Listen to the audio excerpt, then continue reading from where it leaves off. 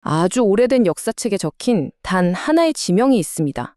만약 이 이름 하나가 한국과 일본 두 나라의 역사를 완전히 뒤바꿀 수 있는 열쇠라면 어떨까요? 오늘 바로 그 비밀의 이름, 소시모리의 수수께끼를 풀어보려고 합니다. 자, 그럼 본격적으로 시작해 볼까요? 모든 미스터리는 바로 이 질문에서 출발합니다. 일본에서 가장 오래되고 권위 있는 역사서, 바로 일본서기에 나오는 한 구절 때문이죠. 이라기는 일본 신화에서 정말 중요한 신이죠. 강력한 폭풍의 신, 스사노오노 미코토에 대한 기록에서 시작됩니다.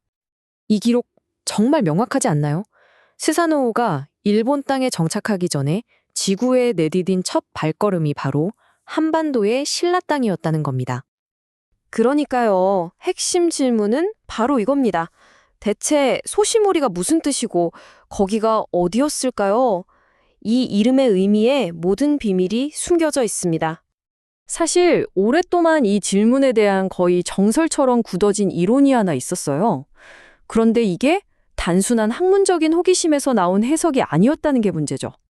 20세기 초 학자들은 소시모리라는 이름을 이렇게 풀이했습니다. 소시는 소, 그리고 모리는 머리. 합치면 뭐죠? 네, 바로 소의 머리라는 아주 직설적인 해석이었죠.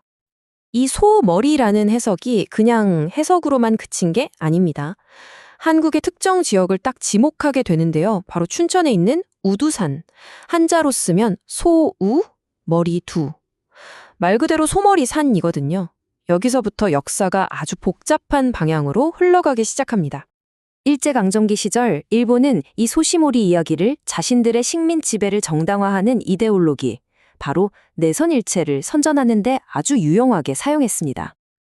이게 그냥 말로만 그런 게 아니고요. 실제로 춘천 우두산을 신성한 장소로 선포하고 거기에 아주 큰 신사를 지었습니다. 그러면서 이런 논리를 편 거죠. 우리 조상신이 너희 땅에서 왔으니 우린 원래 한 뿌리다. 그러니 우리가 너희를 다스리는 건 당연하다.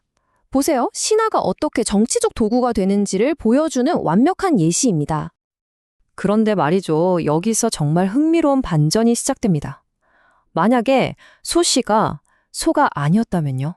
완전히 다른, 훨씬 더 강력하고 중요한 의미를 가진 단어였다면 어떻게 될까요? 이제부턴 한자를 통한 뜻풀이가 아니라 단어 그 자체의 소리에 집중해 볼 겁니다.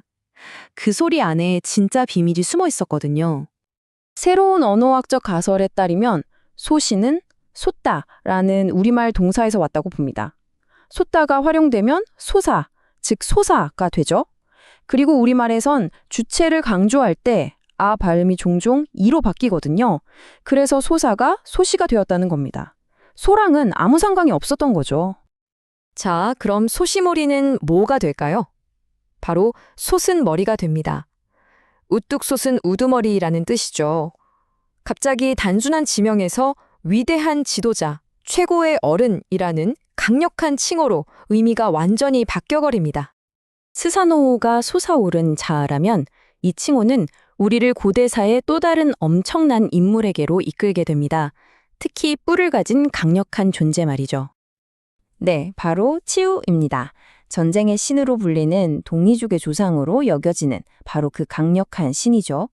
기록을 보면 항상 뿔 달린 투구를 쓴 모습으로 묘사되곤 합니다. 여기서 정말 소름 돋는 연결고리가 나옵니다. 치우라는 이름 역시 소시와 같은 어원에서 나왔다는 가설인데요. 바로 치솟다, 솟다보다 훨씬 격렬하게 솟아오른다는 뜻이죠. 이렇게 나란히 놓고 보면 정말 놀랍지 않나요? 소리, 소시와 치우도 비슷하고 둘 다 뿔이라는 상징을 가지고 있죠. 그리고 지위도 최고의 지도자, 솟아오른 자라는 공통점이 있습니다. 그러니까 이 이론의 핵심은 이겁니다. 스사노오마 치유가 그냥 비슷한 존재가 아니라 어쩌면 뿔 달린 위대한 지도자라는 하나의 원형, 아키타입을 두고 서로 다른 문화권에서 각자의 방식으로 해석한 결과물일 수 있다는 거죠. 자, 이렇게 되면 우리는 다시 역사의 정치학이라는 문제로 돌아오게 됩니다. 뿌리가 같다는 이 하나의 아이디어가 시대에 따라 얼마나 다르게 이용될 수 있는지를 보게 되거든요.